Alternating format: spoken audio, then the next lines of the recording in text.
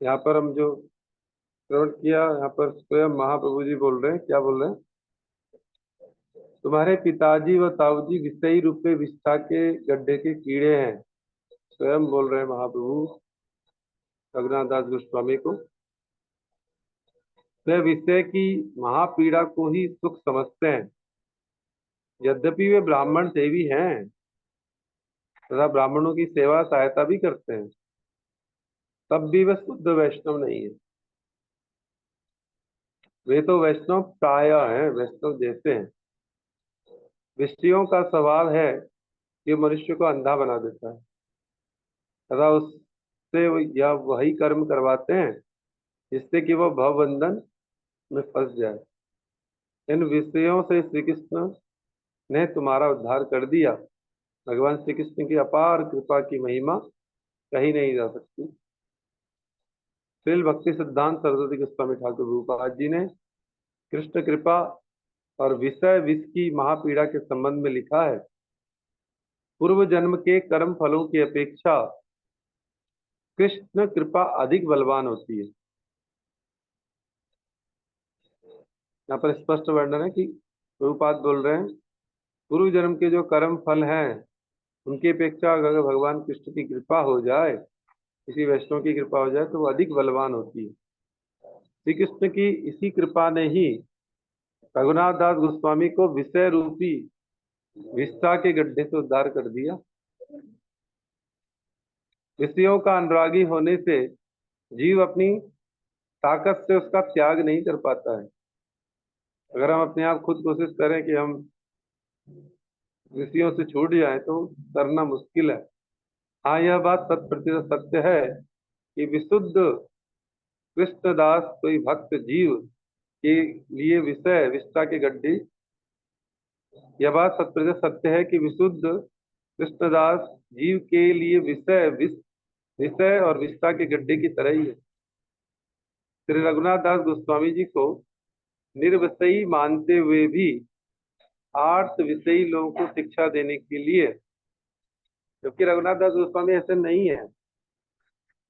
शिक्षा दे रहे हैं तो शिक्षा किसके लिए? हम लोगों के लिए ही है।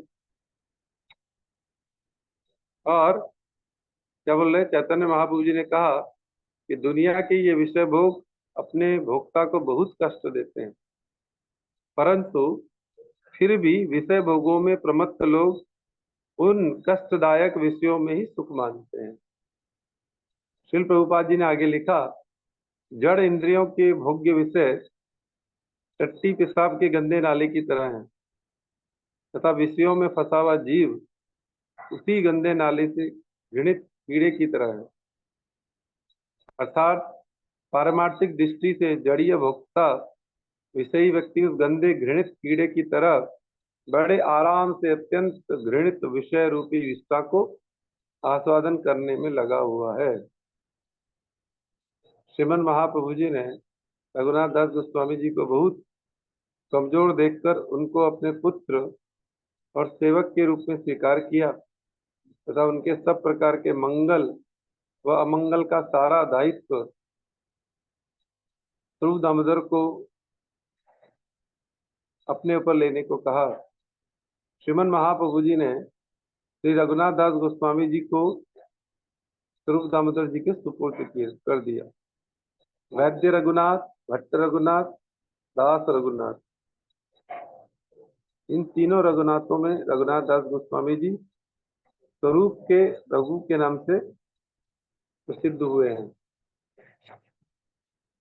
भक्त वत्सल श्रीमन महाप्रभु जी ने रघुनाथ दास गोस्वामी जी के आदर और उनके यत्न के लिए अपने सेवक गोविंद को निर्देश दिया। महाप्रभु जी ने रघुनाथ दास गोस्वामी जी को भी समुद्र स्नान के पश्चात जगन्नाथ जी के दर्शनों के बाद ही प्रसाद पाने के लिए आदेश दिया। गोविंद उनको श्रीमन महाप्रभु का बचा हुआ महाप्रसाद देते थे, जिससे रघुनाथ दास बहुत ही आनंदित हुए।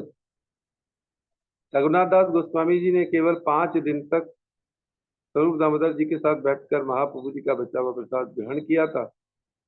छठे दिन से इस प्रकार प्रसाद ग्रहण करना छोड़कर वे रात्रि में जगन्नाथ जी की पुष्पांजलि सेवा देखकर सिंह द्वार पर भिक्षा के लिए खड़े हो। रात में श्री जगन्नाथ जी की सेवा पूर्ण करके अपने घर जाते समय जगन्नाथ जी के सेवक किसी भूखे वैष्णव को वहां खड़ा देखकर प्रसाद दे देते। ऐसी प्रसाद दान करने की प्रथा आज भी जगन्नाथपुरी में है। तब निष्किंचन भक्त लोग इस प्रकार की भिक्षावृत्ति के द्वारा ही अपना जीवन यापन करते थे। श्रीमन महाप्रभु जी के भक्तों में वैराग्य विशेष रूप से देखा जाता है। महाप्रभु भक्त गणेर वैराग्य प्रधान, यहाँ देखी प्रीत हन गौर भगवान। अर्थात श्रीमन महाप्रभु जी के भक्तों में वैराग्य प्रधान होता है। उसे देखकर ही गौर महाप्रभु जी प्रसन्न होते हैं। जब महाप्रभु जी के सेवक गोविंद ने महाप्रभु जी को यह बताया कि रघुनाथ जी मेरे द्वारा दिया हुआ प्रसाद का सेवन न करके सिंह द्वार पर खड़े होकर भिक्षा मांगते हैं, तो महाप्रभु रघुनाथ जी के वैराग्य से संतुष्ट होकर बोले, भाल कैला वैरागी धर्म आचरिल, वैरागी करीबे सदा नाम संकीर्तन, मांगिया खाया करे जीवन रक्षण। वैरागी हैया सेवा करे परापेक्षा, कार्य सिद्धि नहे कृष्ण करे न उपेक्षा। विरागी हैया करे जिह्वार लालच, परमार्थ याय आर फिर बस।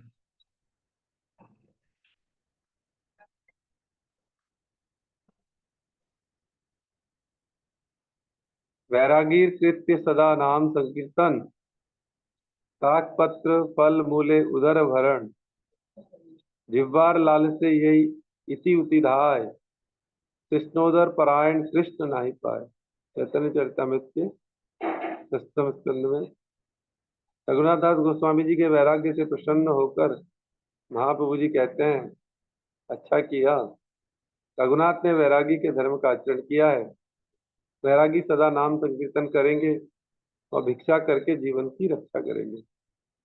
वैरागी होकर यदि कोई दूसरों की अपेक्षा करे तो श्री कृष्ण भी उसकी अपेक्षा कर देते हैं। वैरागी होकर यदि कोई जिह्वा का लोभ करता है तो उसका परमार्थ चला जाता है।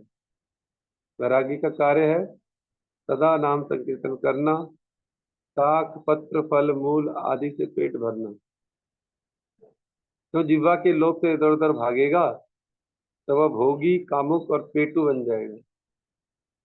परिणाम स्वरूप वह भगवान कृष्ण की कृपा को प्राप्त नहीं कर पाएगा। महाप्रभु जी के भक्तों के वैराग्य और वैरागियों के एकमात्र कृत्य नाम संकीर्तन के विषय में श्रील भक्ति सिद्धांत सरस्वती गोस्वामी ठाकुर प्रभुपाद लिखते हैं, महाप्रभु जी के भक्तों को और अभक्त विषयी लोगों को पक्षपात रहित होकर अच्छी तरह से देखने पर आसानी से देखा जा सकता है कि शुद्ध भक्त लोग दुनियावी भोगों से लिपटे हुए नहीं है। वे तो अपना व अपनों का इंद्रिय तर्पण छोड़कर तथा दुनियावी भोगों की प्राप्ति के लोभ को परित्याग करके हर समय श्री कृष्ण की सेवा में लगे हुए हैं। श्री कृष्ण की सेवा में न लगने वाले विषयों के प्रति शुद्ध भक्त बिल्कुल उदासीन है। हाँ, ये अलग है कि उनकी विषय त्याग पूर्वक हेतु की व अप्रतिहता अलौकिकी कृष्ण सेवा साधारण दुनियावी दृष्टि से समझ में आने वाली नहीं है। भगवान श्री गौर सुंदर जी कृष्णेतर विषयों से विरक्त व्यक्ति के शुद्ध भजन को देखकर व उसकी सेवा करने की चतुरता को देखकर बड़े प्रसन्न होते हैं। हरिभक्ति विलास में लिखा हुआ अनुष्ठानावली में गृहस्थ व धनी वैष्णवों के लिए है, सर्व परित्यागी विरक्त व एकांतिक भाव से हरि नाम का आश्रय लिए हुए शुद्ध वैष्णव के लिए नहीं है।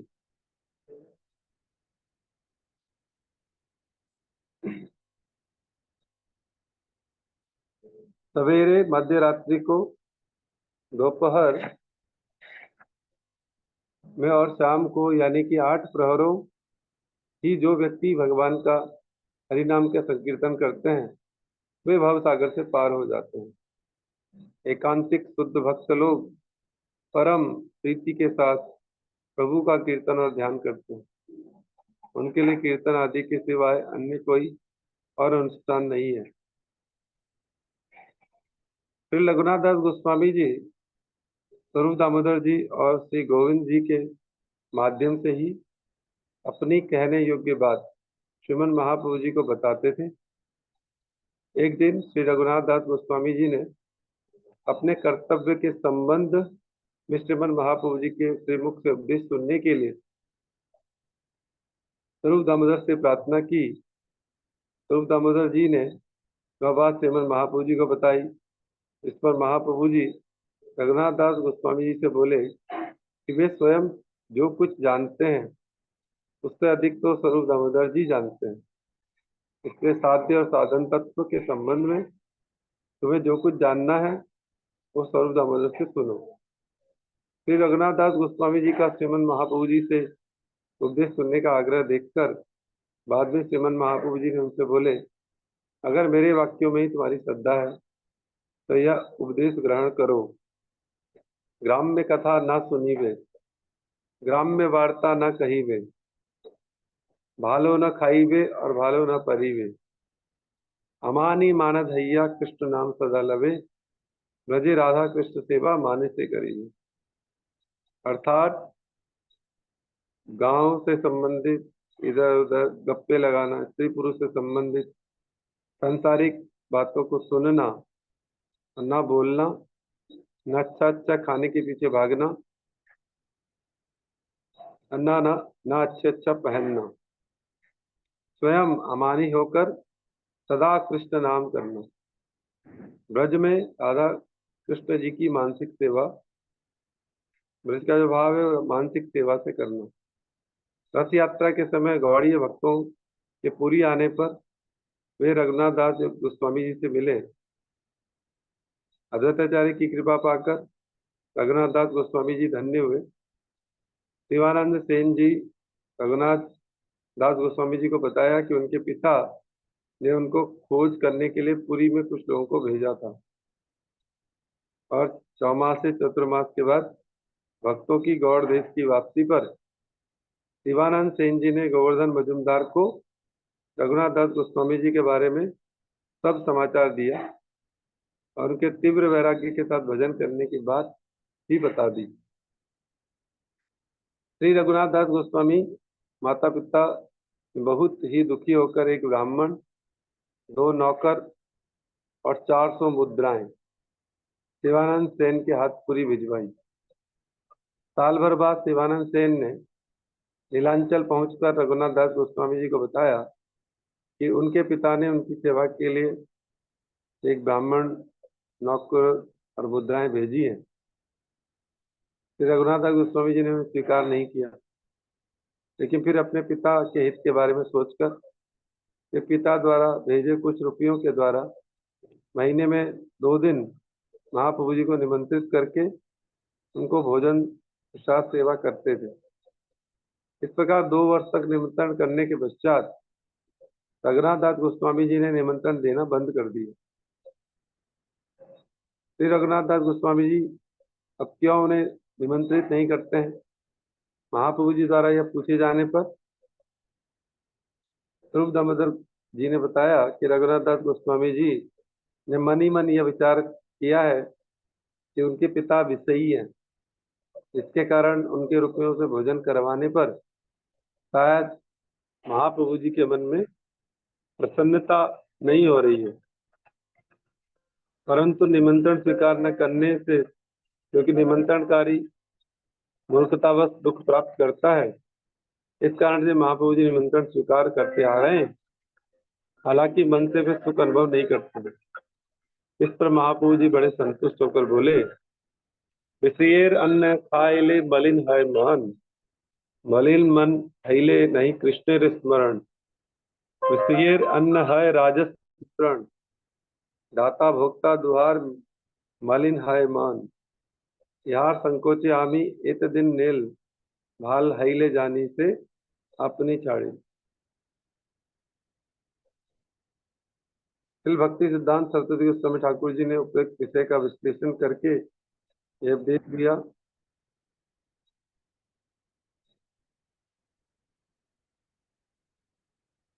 मैं और मेरे के अभिमान से युक्त प्राकृत विषयी लोग अर्थात दुनियावी भोगों में लगे लोगों का जो धन द्वारा जड़ातीत सच्चिदानंद वस्तु भगवान श्री हरि गुरु वैष्णव की सेवा नहीं कर पाते।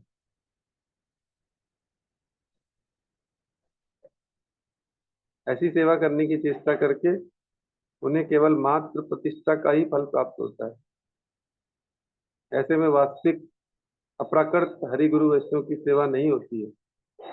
अतः एकांत शरणागत होकर अर्थात संपूर्ण आत्मनिवेदन पूर्वक तथा सदा अपने मंगल की इच्छा रखकर यदि जीव के स्वयं अर्जित किए हुए धन के द्वारा हरि गुरु वैष्णव की सेवा करे तब ही उसका मंगल होता है।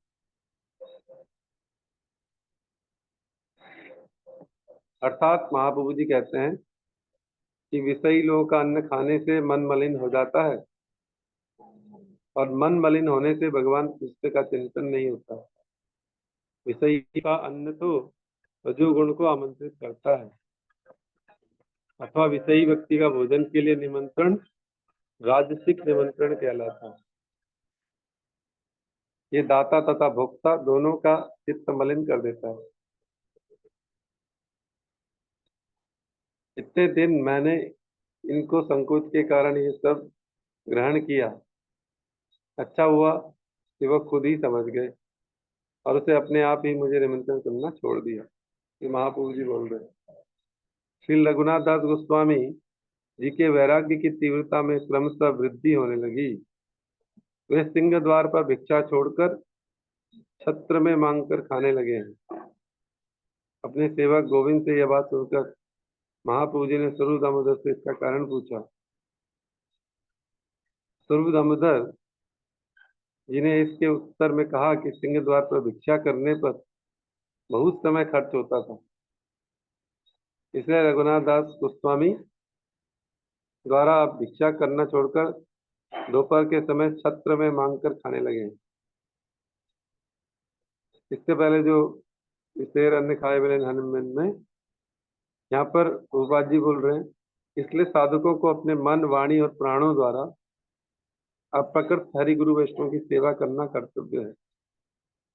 जन्म ऐश्वर्य विद्या व सुंदरता की मद में चूर विषयी व्यक्ति श्री मूर्ति की तथाकथित सेवा करवाकर उन श्री मूर्ति की अर्पित वस्तुओं को प्रसाद मानकर वैष्णवों को प्रदान करते हैं, परंतु अज्ञानता के कारण वे यह नहीं जानते कि उनकी अभक्तिमयी प्रवृत्ति से दी हुई कोई भी वस्तु अधोक्षज अजित भगवान से हरि स्वीकार नहीं करते। इसलिए कई स्थानों पर वैसे जड़ भोक्ता विषयों की दुनियावी अभिमान की गंध से मिश्रित सहायता विरक्त वैष्णव स्वीकार भी नहीं करते तथा ऐसे लोगों की गुलामी भी श्री कृष्ण भजन परायण निरपेक्ष यानी दुनियावी भोगों से विरक्त वैष्णव लोग स्वीकार नहीं करते। दुनियावी अभिमान की गंध से युक्त धन आदि की सहायता भी विरक्त वैष्णव लोग स्वीकार नहीं करते, जिसके फलस्वरूप दुनियावी धनवान विषयी लोग अपनी देह आदि में मैं बुद्धि से पैदा हुई मूर्खता के वशीभूत होकर कभी कभी वैष्णव के प्रति विरोध भी पाल लेते हैं अथवा वैष्णव के इस व्यवहार से दुखी होते हैं। अवैष्णव और प्रकृत सहिजिया लोग विषयी होते हैं। उनके अभक्ति पूर्वक दिए हुए अन्न को ग्रहण करने और भोजन करने से साधक वैष्णवों का संग दोष हो जाता है तथा उसके फलस्वरूप साधकों का भी उन्हीं की तरह स्वभाव हो जाता है। अवैष्णव प्राकृत सहिजिया लोगों के साथ अगर बिंदु मात्र भी गुप्त प्रेम के साथ भी कोई 6 प्रकार का संग, देना लेना, खाना खिलाना, मन की गोपनीय बातें कहना और सुनना करे तो उससे अप्रकृत शुद्ध कृष्ण भक्ति के स्थान पर जड़ेंद्रियों के तर्पण मूलक प्राकृत भोग आकर साधकों को कृष्ण भक्ति से अलग कर देते हैं। इसलिए आत्मेंद्रिय तर्पण परायण लोगों की कृष्ण सेवा विमुख भावनाओं से मैले अशुद्ध मन वाले मनुष्यों का अर्थात साधकों का अप्रकृत श्री कृष्ण स्मरण आदि कभी भी संभव नहीं हो पाता। विषयी लोगों के राजस निमंत्रण के संबंध में भक्ति विनोद ठाकुर ने भी लिखा है, भोजन निमंत्रण 3 प्रकार के होते हैं, सात्विक, राजसिक और तामसिक। विशुद्ध वैष्णवों का निमंत्रण सात्विक होता है, विषयी पुण्यवान व्यक्ति का निमंत्रण राजसिक और पापी का निमंत्रण तामसिक। श्रीमन महाप्रभु जी ने रघुनाथ दास गोस्वामी जी के इस कदम की प्रशंसा करते हुए कहा कि सिंह द्वार पर भिक्षावृत्ति वैश्या के आचार की भांति है। जैसे वैश्या इस प्रकार पुरुष की धनादि के लोभ से प्रतीक्षा करती रहती है, वैरागी द्वारा उसी प्रकार से भिक्षा के लिए प्रतीक्षा करने पर निरपेक्षता की हानि होती है। छत्र में भिक्षा करने से वह असुविधा नहीं होती, क्योंकि समय पर जाने से जीवन यापन के योग्य भिक्षा मिल जाती है। इससे सदा कृष्ण कीर्तन की सुविधा प्राप्त होती है। एक बार श्री राम वृंदावन के शंकरानंद सरस्वती जी ने श्रीमन महाप्रभु जी को गुंजामाला और गोवर्धन शिला दी थी। श्रीमन महाप्रभु जी ने गुंजामाला को साक्षात राधा रानी और गोवर्धन शिला को कृष्ण कलेवर मानकर बड़े आदर के साथ उसे ग्रहण किया, अपने पास बड़े यत्न के साथ रखा। श्रीमन महाप्रभु जी गोवर्धन शिला को हृदय, आंखों और सिर पर धारण करके बहुत आनंदित होते थे। उन्होंने 3 वर्ष तक उस माला और शिला को अपने पास रखा और बड़ी प्रीति के साथ उनकी सेवा पूजा करते थे। परंतु रघुनाथ दास गोस्वामी जी पर प्रसन्न होकर उन्होंने वह माला और शिला रघुनाथ दास गोस्वामी जी को दे दी। श्री रघुनाथ दास गोस्वामी महाप्रभु के हस्तों द्वारा दी हुई गुंजामाला और गोवर्धन शिला प्राप्त होने पर उन्हें साक्षात गांधर्विका गिरधारी जानकर जल और तुलसी द्वारा परम प्रीति के साथ उनकी सेवा करके परमानंद में लीन हो जाया करती। श्री रघुनाथ दास गोस्वामी की ई लीला के संवर्ण करने के पश्चात आज भी वो गोवर्धन शिला तो वृंदावन में श्री गोकुलानंद मंदिर में पूजा होती है। श्री रघुनाथ दास गोस्वामी जी का वैराग्य मानो पत्थर पर लकीर हो। उनके 7.5 प्रहर 22.5 घंटे कृष्ण कीर्तन व स्मरण में बीतते थे। आहार और निद्रा आदि के लिए वे केवल 4 दंड 1.5 घंटे का नहीं रखते। वे केवल प्राण रक्षा के लिए ही भोजन करते थे। उनका आजन्म जिह्वा से रस का स्पर्श न हुआ था और पूरे जीवन परिधान में केवल एक फटी भी गुदड़ी रही। श्री जगन्नाथ जी के महाप्रसाद विक्रेता 2-3 दिन का बासी कीचड़ से सना हुआ महाप्रसाद सिंह द्वार पर फेंक देते थे। इससे बड़ी सड़ी हुई गंध निकलती थी, जिसके कारण तेलंगी गायें, दक्षिण भारत की गायें भी उसे नहीं खा पाती थी।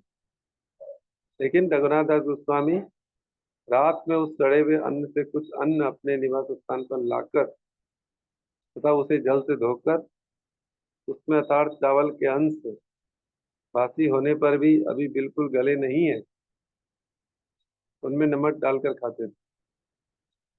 एक दिन तो स्वरूप दामोदर जी ने रघुनाथ दास गोस्वामी को ऐसा करते देखकर उस अन्न को मांगकर ऐसे चावलों को अमृत के समान जानकर परमानंद के साथ खा लिया।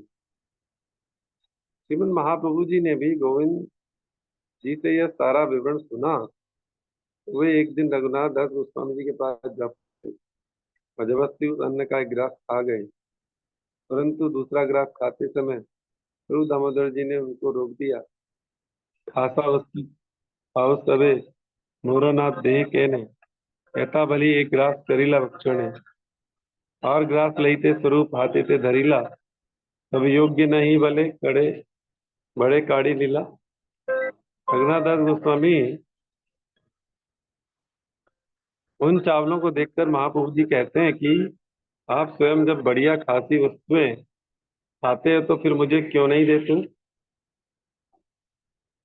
और ऐसा कहते कहते महाप्रभु जी ने ग्रास खा लिया। दोबारा ग्रास लेने लगे तो स्वरूप दामोदर जी ने उनको हाथ पकड़ते हुए कहा, प्रभु ये आपके योग्य नहीं है, उनसे जबरदस्ती छीन लिया।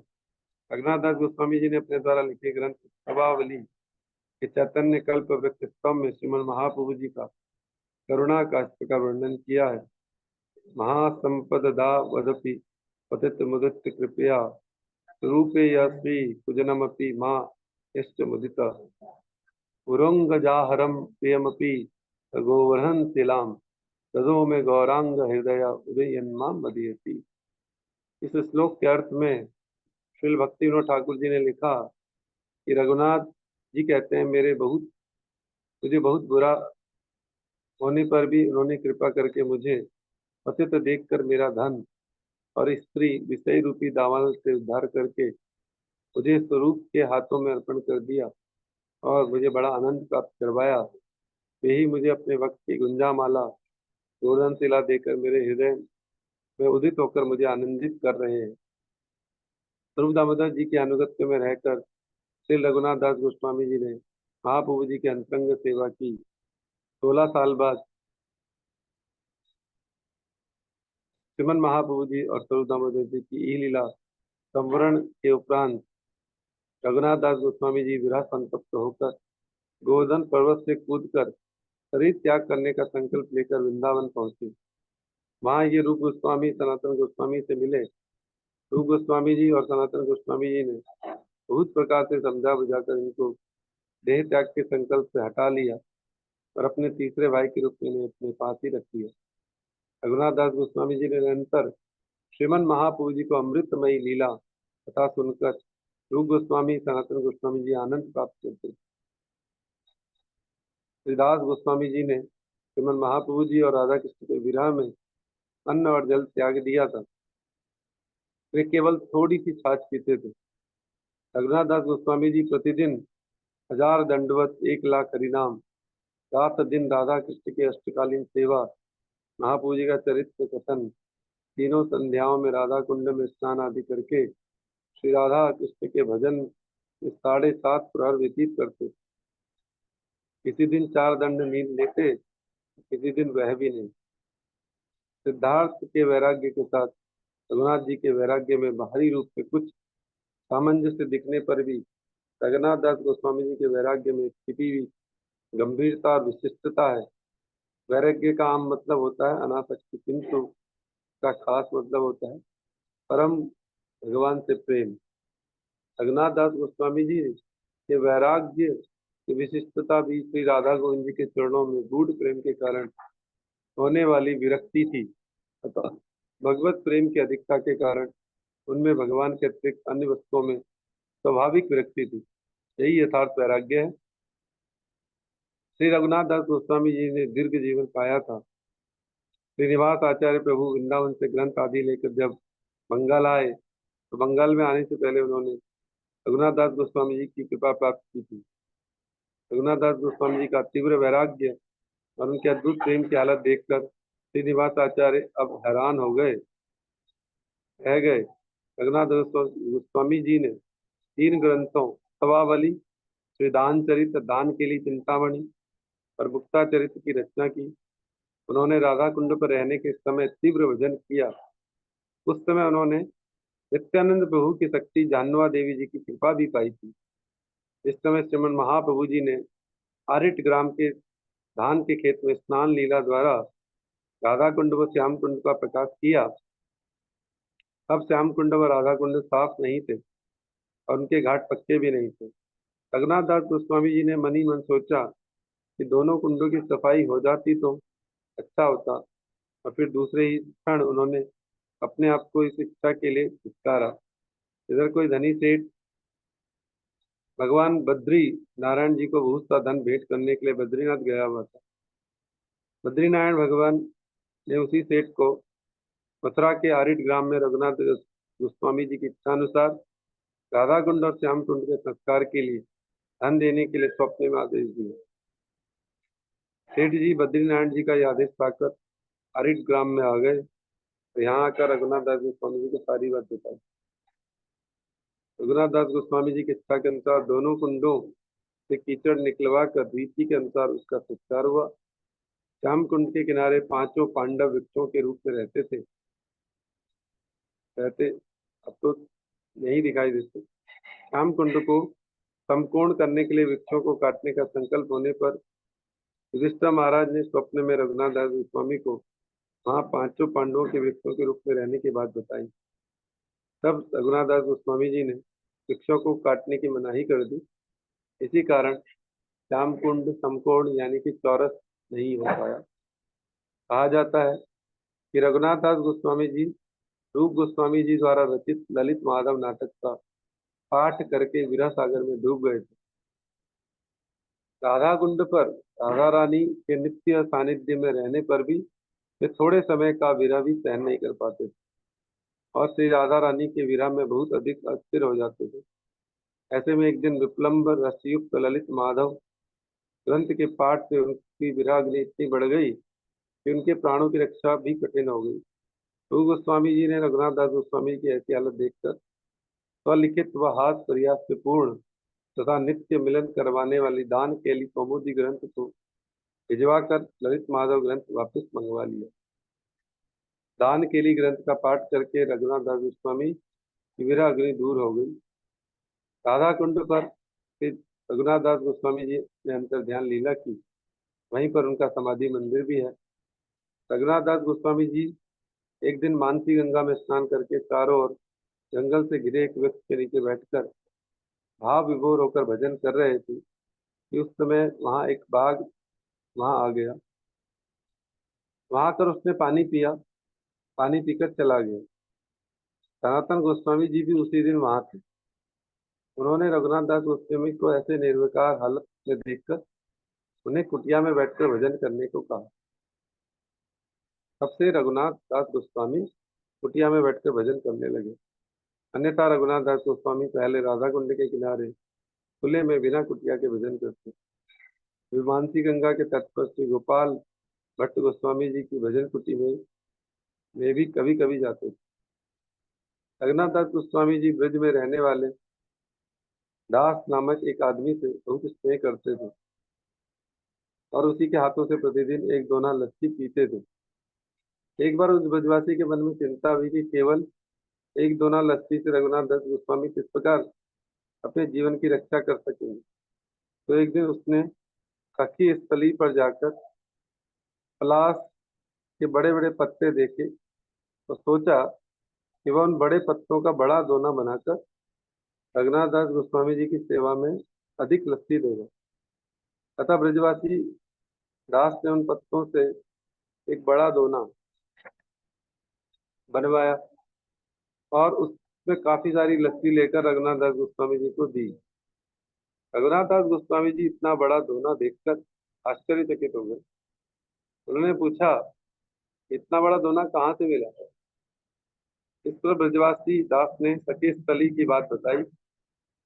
सखी स्थली का नाम सुनते ही रघुनाथ दास गोस्वामी जी गुस्सा हो गए, क्रुद्ध हो गए। तो गुस्से में उन्होंने वो दोना दूर फेंक दिया। भक्ति रत्नाकर ग्रंथ में यह कथा इस प्रकार वर्णित है। कत क्षण स्थिर हैया कहे दास प्रति ते चंद्रावली स्थान न याई याई वे तत्। यह सुनी दास ब्रजवासी स्थिर हैया जानी लेना साधक देह ते सिद्ध किया क्रिया। ए सवार है देह नित्य सिद्ध है इसे ये पामार से ही करे संशय। भक्ति रत्नाकर ग्रंथ में एक और अलौकिक घटना की बात लिखी है। वह ये कि एक दिन श्री रघुनाथ दास गोस्वामी को अजीर्ण हुआ। ये पहली वाली घटना आपको कितनी समझ में आई? ये राधा रानी की जो कहते हैं कि राधा रानी के जो अपोजिट जो सखी है वो कौन है?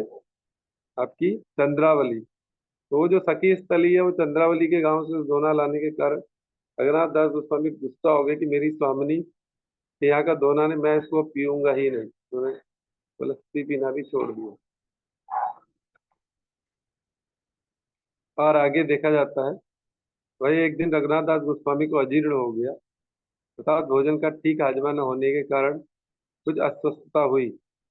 श्री बल्लभपुर के विट्ठल दास ने साथ ही साथ दो चिकित्सक इलाज के लिए बुलाए। उन्होंने जांच करने के बाद बताया कि इनको दूध भात खाने से अजीर्ण हुआ है। श्री विट्ठल दास चिकित्सकों की बात सुनकर आश्चर्यचकित होकर बोले, यह कैसे संभव हो सकता है? क्योंकि रघुनाथ दास गोस्वामी तो लस्सी के अलावा अन्य कुछ लेते ही नहीं। रघुनाथ दास गोस्वामी से पूछने पर श्री रघुनाथ गोस्वामी जी ने संदेह निवारण करते हुए कहा कि हाँ, उन्होंने अरे मन ही मन मानसिक सेवा में भगवान का प्रसाद दूध भात खाया। श्री रघुनाथ गोस्वामी की अश्विन शुक्ला द्वादशी को प्रकट हुए थे। ये जो सखी स्थली जिसकी हम बात कर रहे थे, ये चंद्रावली का स्थान था। चंद्रावली राधा रानी की प्रतिपक्ष सखी हैं। चंद्रावली की गण अर्थात प्रधान सेव्या सदा राधा जी के कुंज से श्री कृष्ण को चंद्रावली के कुंज में ले जाने की चेष्टा करती रहती है। इसलिए राधा रानी के दुख से उनके गणों को भी दुख होता था। रघुनाथ दास गोस्वामी राधा रानी के गणों के अनुगत होने के कारण सदा प्रेममयी भूमिका में राधा रानी और उनके गणों के सुख की चेष्टा में निमग्न रहते थे। सखी स्थली का नाम सुनते ही रघुनाथ दास गोस्वामी को इसलिए गुस्सा आ गया, और ये प्रेम की प्राकृत अवस्था का भाव है। इसे साधारण जगत के हम जैसे बद्ध जीवों के लिए समझ पाना बहुत मुश्किल है। कामातुर ईर्ष्या परायण लोग समझने में असमर्थ हैं। यहीं पर आज रघुनाथ दास गोस्वामी जी का कुछ चरित्र जो ग्रंथ में वर्णित है वो पूर्ण हो जाता है।